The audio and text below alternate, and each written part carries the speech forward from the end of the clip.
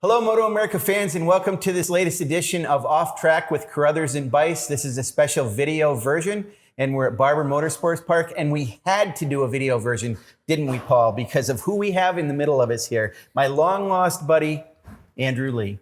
I've never seen you this excited. I'm thrilled. No, I mean, he's like one of your favorites in the world, right? Yeah, he is. I can never figure out why. I have a lot of favorites. I pay him well. I have a lot of favorites, but I don't know. There's just something with Andrew. I mean, plus it's a little bond or what? Plus, I was getting mad at him this year for a while. I mean, I'm all whipped into a frenzy over trying to get him back in the paddock. And here he is, racing this weekend at Barber Motorsports Park, the two-time Stock 1000 champion, racing in Superbike on a true Superbike, a Superbike Unlimited developed ZX10 RR, not a single R. It's a double R, folks. So he's moved up to the man's class. Yeah. Finally, yeah. Right? Yeah. But I mean, when you raced, well, let me start with this. When you raced at Suzuka, you were on a Kawasaki. Mm-hmm. Was it an RR? Do you know, or any idea? Nah. Okay. Nope. Yeah, Sean, the only person that knows anything about RRRs are you. Right? Yeah. Doesn't know many R's were in it. The funny, well, enough R's. It ran. Which starts with an R. Yeah. Here's a crazy thing about this, other than the fact that we were trying to get Andrew a ride on basically every team out there in the paddock, and we finally made it happen. And it came out in left field with Freddie Carswell at Superbike Unlimited, who has a shop in Arden, North Carolina. It's not just a shop; he's also got an online parts presence. Rebuilds bikes, does a lot of stuff. He's pretty involved in our paddock, kind of behind the scenes, but now he's stepping up to the big time with Andrew, who you're going to be his first actual Superbike rider. Yeah, as far as I know, I'm really excited to step up to the plate. No expectations, just coming into the weekend, willing to learn. Cameron's been doing pretty good, so I'm expecting him to beat me up pretty good. So, just try not to get in their way. Well, but tell us how this kind of went together. Did you call him? Did he call you? I know he was aware of you. I've talked to him myself a few times about you, and he's talked to me about you. So tell us a little bit about how that sort of developed. So it kind of came out of like you said, left field. We kind of been in contact all year, and finally something popped up where it was feasible for us to come to the track. So we kind of seriously put this program together less than a month ago, and we're like, Barber's a good track as any, so we came out here and got to do at least one track day. Got acclimated to the bike a little bit, so we're not coming completely unaware of how the bike runs, and yeah, it should be good. Where'd you do the track day? Yeah, here. Oh, yeah. Perfect. So there was about 50 people on the track when I was out there. Yeah. So were you in the C group or? Yeah, so they bumped me up to the C group finally. So I was pretty happy about it, but. Yeah, I got to practice passing, so I told Cameron to watch out, but he told me he's not worried. So we'll see. He's having a pretty good run, huh? Yeah, he is. It's been awesome to watch. I mean, the attack crew has really dialed that bike in, and he's also riding really well. So it's been a pleasure to watch, but I'm excited to be able to watch it on the track. And you're obviously keeping up with the series and watch everything. Yeah. Live Plus or TV or something. Yeah, Live Plus, yeah. So. Oh boy. Yeah, I know, plug that. Everybody watch MotoAmerica Live Plus. But yeah, I've been watching almost every class and, trying to keep up with the guys I root for and friends with. So it's been Other than the track day here, have you been doing any AFM or anything, or have you just been? I did one round at AFM, and then I've actually been racing out in Colorado. And then I actually got to race Pittsburgh last weekend with the Army of Darkness doing an endurance race. So just freelance. Have gun, will travel. Yeah. Kind of thing. Was the fact that Freddie has a Kawasaki, you've had quite a bit of allegiance to Kawasaki. I think there were some opportunities where you would have considered not being on a Kawasaki just to get in the show. Is that a coincidence that this is a Kawasaki, or did that have something to do with it? It's a coincidence. Yeah. Okay. I think mostly I'm just looking for a bike to ride. It doesn't really matter what color it is or what brand it is. So it just so happened he had a ZX10 and I'm comfortable on one, and came out here and tested it and ran well. So we're obviously just going to stick to that this weekend and maybe be on something next year that's different, but we haven't really talked about that yet. Does this bike feel at all like your Stock 1000 bike? The only thing similar to it is maybe the VIN number. Okay. Yeah, It really feels different. yeah, though. I couldn't tell you the similarities between the two. Okay. Does it feel like it's just got a lot more performance in it? Yeah, I think there's a lot of room to grow into it. I mean, I've only gotten to ride it for 2 days. So coming into tomorrow, we're going to have a little bit more of a learning curve, but I think we're in a good spot to kind of start building up from that first track day. And you also brought along Franklin Armory, Jay Jacobson, is good friends with you. That's a brand and a sponsor that Andrew and his dad, I guess we can throw Eddie a little credit for kind of developing that. They're an organization that used to be involved in your area, and then they moved to Nevada, but I never really understand what they make, but it's like binary triggers for firearms and stuff like that. Yep. Every policeman I've ever talked to, I ask about Franklin Armory. Oh yeah, they're really good. You ask every single policeman that you see that? Everyone I see, hey, you ever heard of Franklin Armory? Every single one of them. And His he never eyes shut gets and arrested. everything. Yeah, right? That we're aware of. I have had the why do you want to know a couple of times, but it's my police in my town. I mean, they don't in my village, and I am the idiot in the village. So they're like they'll talk to me. They just want to keep me going, I guess. But you brought that sponsor into the team based on the fact that there was a loyalty there that you had developed. Yeah. And you did a lot of good work for them in our series. I mean, anytime you were in a press conference, you always made sure to mention them, and obviously you got branding on your bike and on your gear. So it's cool that you brought them to the table. Yeah, they've stuck behind me. I'm really grateful to have them. We've got a good core group of people helping fund this program. Franklin Armory being one of them. Riders Law actually came on. I used to ride for them in 2017, I think, or 2018 when I won my first championship. So they're back on board. Cool Breeze. I mean, they just have a lot of great people. Dr. Farr, just Dr. Wonder Farr. CBD. So it's just, we've got a lot of people behind me this weekend that really just want to see the program excel, and we're just, see how it goes, and I'm just excited to be here. Yeah. And this is Indian Laguna as well, right? We don't know yet. I mean, right now it's just Barber, but hopefully we do a good showing this weekend and get some interest, and we'll be pushed on it more. And then, I mean, with the ultimate goal would be turn this into something for next year. Yeah, that would be the ultimate goal.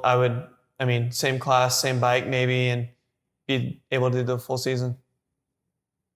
It's interesting because Superbike Unlimited and Freddie, they have a relationship with Westby Racing. They're a sponsor to that team. I know he has some involvement with Corey Heflin as well. So Freddie's involved, and that brand is involved in our paddock, not from the point of view of a title sponsor with Andrew. This is kind of the first foray into that. Mm-hmm. But it's interesting. Freddie is no stranger to our paddock, so he certainly knows what he's doing with that whole thing. He was working on a Ducati for a customer this year that we kept wondering, is that thing coming into the MotoAmerica paddock and the Kawasaki? And it turns out you're the one that is going to be riding it. So that's cool that we kind of got to see that on social media along the way. It's kind of early days with Freddie, but from what I know of him, he's a great guy. You get along with him well, I'm sure. Yeah, I've enjoyed working with him. I mean, just that one weekend, but him and we got Tex working with us too, and he's kind of the general chassis guy. He actually built the bike, put it together. And I mean, these two guys know what they're doing. So I'm really grateful to have them. And I actually have my chassis tech from last year is with me this weekend. And so I think we got a pretty good crew. Who's your chassis tech? His name's Dylan Shaver. Oh, yeah. Okay. Yeah, so, Dylan. Yeah. So he and Derek were kind of my main guys last year. Derek Keys, who is the crew chief for Richie Escalante. Are you pissed off at Richie that he stole your guy? Yeah, I've sent him some strongly worded emails this year. And I don't think they translate to quite what I was getting across, and he just sends me like a thumbs up. So I don't know really where it's going, but I think he understands. So you didn't do a lot of racing. So what have you didn't do anything silly like get a real job or anything? That is silly, and I have done that. You have? Yeah, so been working and crocheting, just hobby crochetist. If that's the word. Knit one, pearl two. Yeah. How about that? Yeah, so if you need a beanie when it gets cold out where you live, I can make you one. So, well, you call it a beanie, but where I grew up, it's a toque. Here we go. We call them a toque. Have you ever heard Toque. that? That's No. a Canadian thing, so it's a long story. But so one of the things I know you've been doing, Andrew, and we've seen on social media is you're like going crazy with your training. And your dad told me you're probably the fittest you've ever been right now. Is that pretty correct? Yeah, absolutely. Yeah, I think after last year, I kind of wanted to spice some things up and change it all up. And I think this year I've stepped it up a lot. My trainer, Miles Brazil, and Regulus Fit have really taken my level up. I mean, exponentially. Like we've gained weight, lost weight, diet, done it all. Like it's been an eventful like changing of everything I do. Like wow. I do a lot of running now, and he's just transformed just about everything. So there's not one similarity that I did last year that I'm doing this year. You do actually look a little different. Are you taller? It's just the colors, man. No, you look taller. You look like you might be, is your body weight about the same as it was last year? I'm within the same pound. Okay. Yeah. It's just a late growth spurt. Yeah. It happens. I changed my haircut, if you haven't noticed. I haven't got any compliments on it yet from you, but maybe that gave it some height. It does look pretty awesome, I have to admit. I mean, it's a pretty sweet cut. I talk to Matthew Skoltz about this sometimes, and it can kind of go to weird areas, but you're fit like Matthew is. Matthew's got pretty low body fat. Do you ever get your body fat checked out? Are you like 5% or what are you? I haven't really gotten it checked out. We've done some testing where, that measures like the muscle mass and stuff, where the oxygen flow through the muscles. I have no idea what it is, but he's done it and he knows. So I can email him and see if you want to know how much oxygen is in my muscles. I might need to find that out. Okay, I can send him a message and see what he gets back to me. We want to look at those metrics and understand it a little bit. The other thing that's interesting, you, as I recall, you're still 21. Yeah. You're on the verge of being 22. No, well, just turned turned 20 after 21. Yeah, so typically you spend a year at the age. You 21. You were 21 it was This like in year. January, wasn't it? Yeah. Well, that's what I'm saying. You're coming around to 22. Yeah. I mean, January is only 3 months from now. I'm trying to get 2020 over with because of the COVID. Okay, Yeah, absolutely. How We're is looking January for 3 months? Well, we're all looking forward to the year change. It's the toque. It's too tight on his head. Math. It's math. But that's the thing that I'm always amazed about you. When I see you on track, talk to you, we've talked about this many times, is you're still only 21 years old. I mean, you're still very young as a rider, but you've got this sort of, I guess you're an adult, which 21, I guess you would be, but you carry yourself, I think, a little more maturely. But you know this. We've talked about this before. People tell you that. They think you're a lot older, don't they? Yeah, until they see my face. There is He's 12. Yeah, I make the joke where I think if I did a proper shave, people would probably card me to go to the public library. So, where's your mom at? Like, I'm moved out. No, you're not. Where's your mom? Can we talk about either Anaheim 1 or Anaheim 2? Your 21st birthday. Can we talk about it? Oh, you want to that's talk? a rough one. If you want to avoid, do you want to avoid it? Oh, she just broke my jaw. That's it. End of story. Broke my jaw at Anaheim 1. 21st birthday. He wiped I did it. out. I did it proper. What'd you do? I couldn't tell you. But he laid it on his face. I was walking, yeah. I mean, I wasn't obviously racing Anaheim 1, but, I had a mechanical. Or 2. I had a mechanical, just going down. It just went down. On his 21st birthday. Oh, And man. that was nasty. Was that worse than any injuries you've ever had? It was actually my first diagnosed broken bone. Oh, no kidding. Yeah, You from broke walking. From walking, yeah, and I did it proper. I have 5 broken teeth, broke my jaw in 3 places. Was there any drinking involved? I had a couple beers, but it's like what happened was I turned the corner in a crowd. Next thing I know, I woke up on the ground. Just people with you, though, I hope, right? I mean, my parents were there, but I was like by myself on the way to the bathroom. They couldn't find you for a while. They wondered what happened. Yeah, they found me in the medical center. Oh my I was like, God. how do I go to a race and end up in the medical center? And I wasn't even on a bike.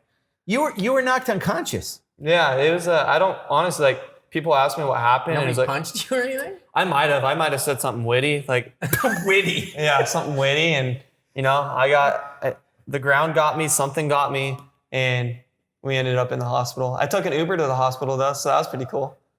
Did you hail the Uber? We Ubered to the hospital. The first Uber driver would not pick us up. Second Uber driver was like, "Oh, we feel bad for you," so he took us there, and talk about an eventful area. We were obviously in Anaheim, and there was this kid in there who got dropped off from police, like in handcuffs. They uncuffed him, threw him in the waiting room, and left. Oh my gosh. And then he was like talking about how he was on the news. This is all like hearsay because my parents were like in the room.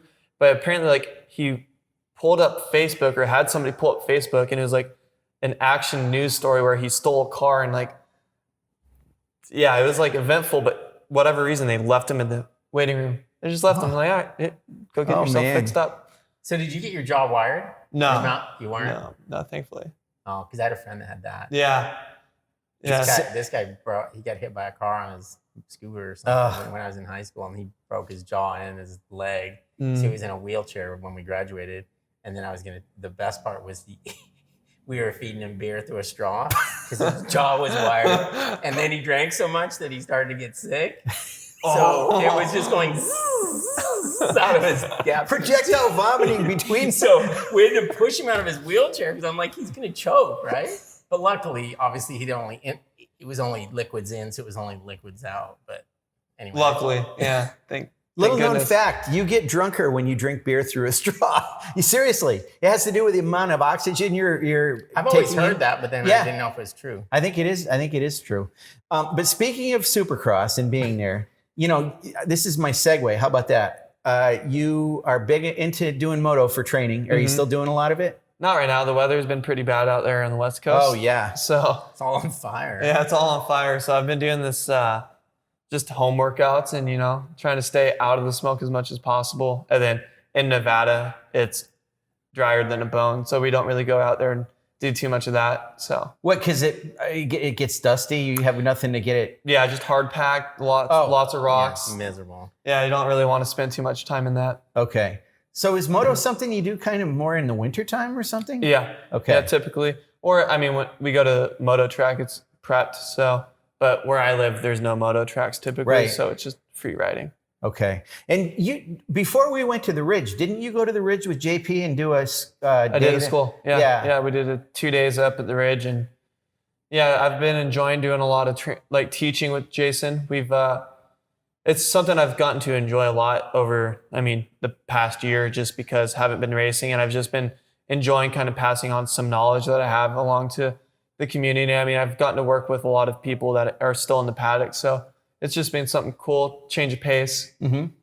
So it's Jason Pridmore, Michael Gilbert does it too, Alex Dumas. Yeah, which we actually changed his name. So if you guys ever refer to him, Aleix. Yeah, Aleix. Aleix. Yeah, so Aleix Dumas. I think I want to do a petition on Instagram and FaceSpace where we can Did you say face space? Yeah, FaceSpace.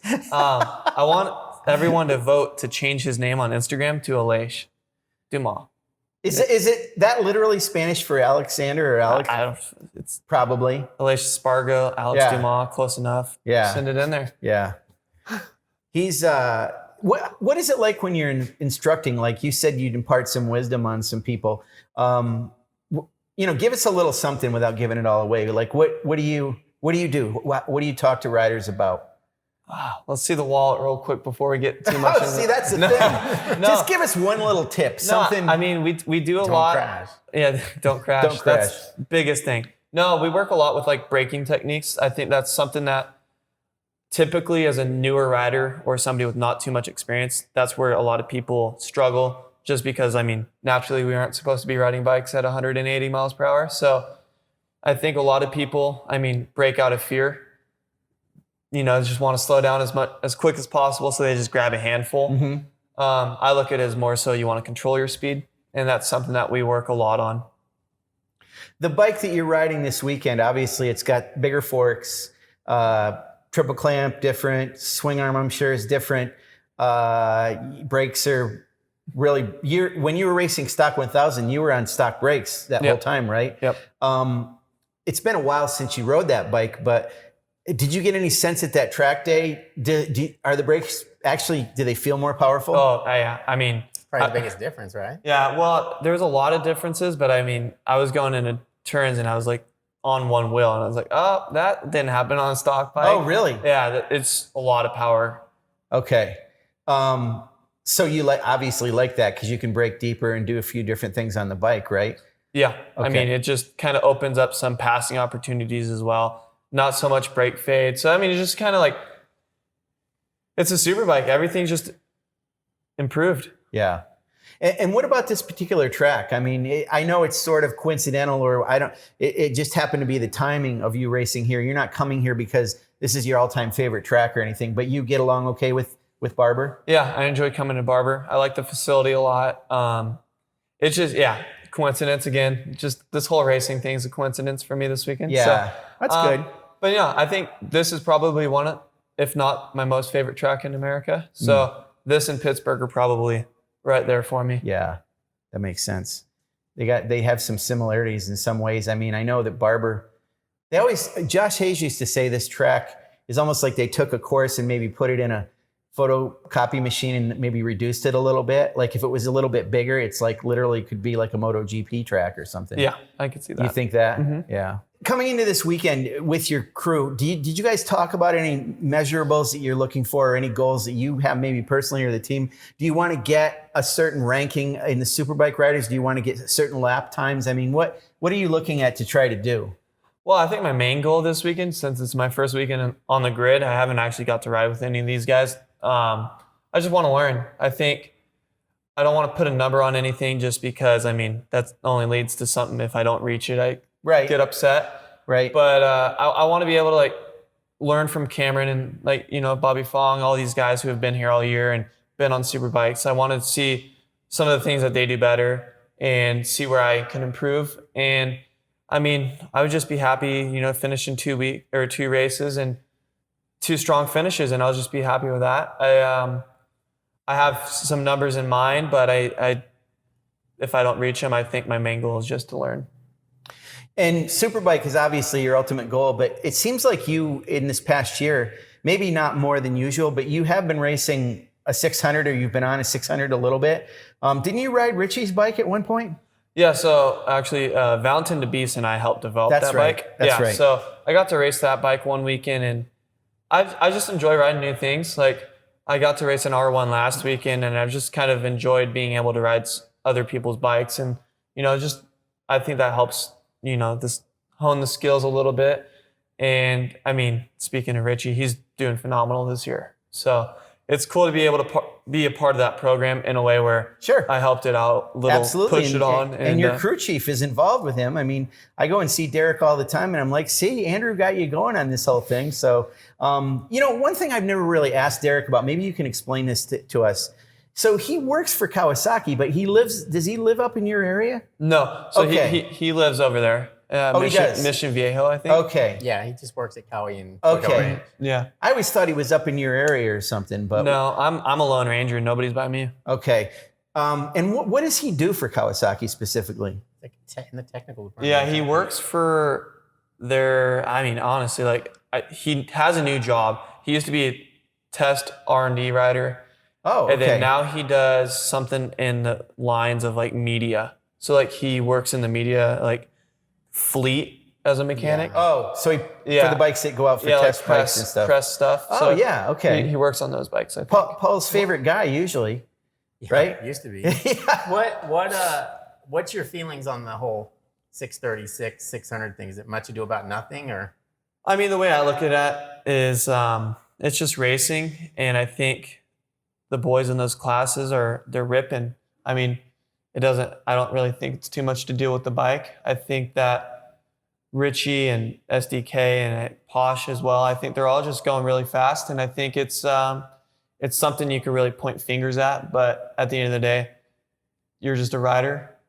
Just make it happen. I mean, I think all those guys are riding phenomenal, so I don't really I just think, you know, just go out there and race. Yeah, like that's all we can really do. So for Richie's bike, and I'm not talking about the 636, anything about displacement, but that bike, since you've ridden it, what is that bike? What are that bike's strengths? That Richie's bike, is it mid-range? Is it top end?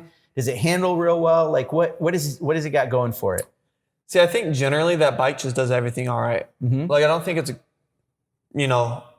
it's just not much better. I think it's just a motorcycle, and I think that he's just riding it really well. I don't see something that bike does that's any better than any other bike I've rode. Mm-hmm.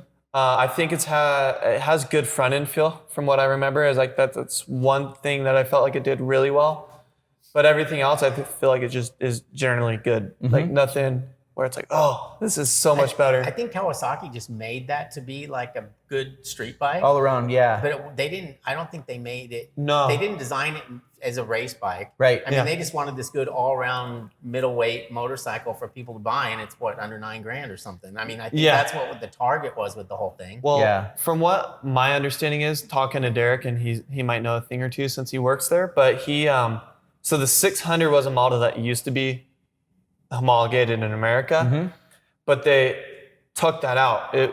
They brought the 636 in to replace it for emissions. I don't know why a 636 for emissions, but that's just what they did. Right. Yeah, so that's why it's not homologated anymore, because it's only a European-based model. Okay.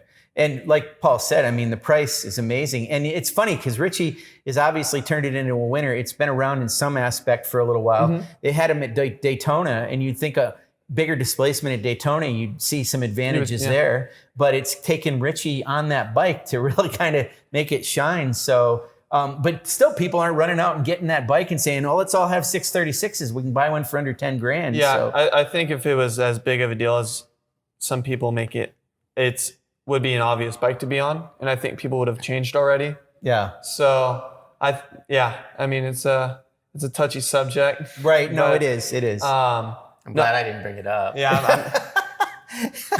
I'm on a Superbike. It's got how many cc's? 999. Yeah. So I mean, that's all I know. Right. So it's fine.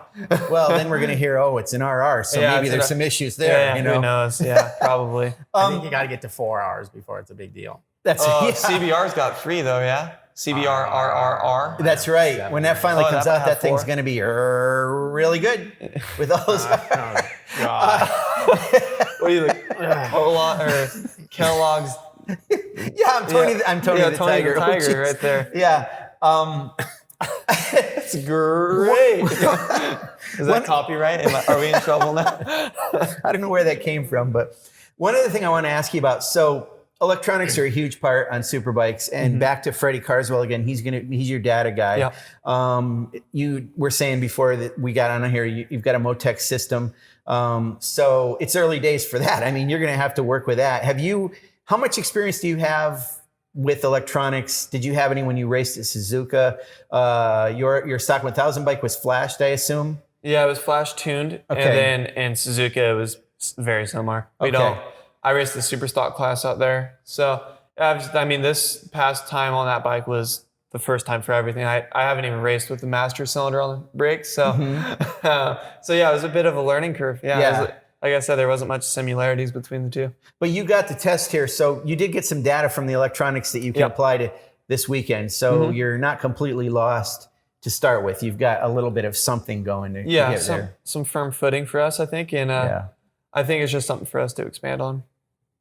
Okay. All right. I hate to buzzkill your excitement. You good? But we're going to have to call it a day here. Well, let me just say this, Andrew, thanks for being on. I mean, I'm obviously thrilled to have you on here. I can hardly contain my emotions. I mean, it's all good. Looking forward to seeing your dad here and your team. Freddie's a good guy. I like him a lot. So we'll end it here and see how things go. We'll do a follow-up with you afterwards and at some point and find out how you're doing. Maybe a print story will come out about it and find out how your weekend was, but we'll keep following this journey and see where you're at. But so glad you're back. Thank you guys for having me. Yeah. He's so glad you're back. I know. I'm okay with it. You're he's just like, whatever, You're neutral on it? Yeah, I don't want to take sides or anything. Oh, it's like Switzerland. Okay. Yeah, okay. But anyway, to the fans out there, thank you for watching this podcast, and please subscribe to MotoAmerica Live Plus, our subscription streaming service, which also has video on demand, so you can watch our practices, qualifying, Super Pole, both Superbike races. Andrew Lee is in this weekend. Looks like we're going to have good weather. The whole situation with the hurricane kind of went out to sea. So, we're all good. Looks like it's going to be clear out there and probably good temperatures too for this time of year. So we're going to have a great time this weekend. We hope to see some fans come out here and if not, by all means, subscribe to our subscription streaming stuff and get on FS1 and see both of our races live on Saturday and Sunday. They're at 4 o'clock each day, 4 o'clock Eastern, 3 o'clock Central, which is where we are. And if Mountain.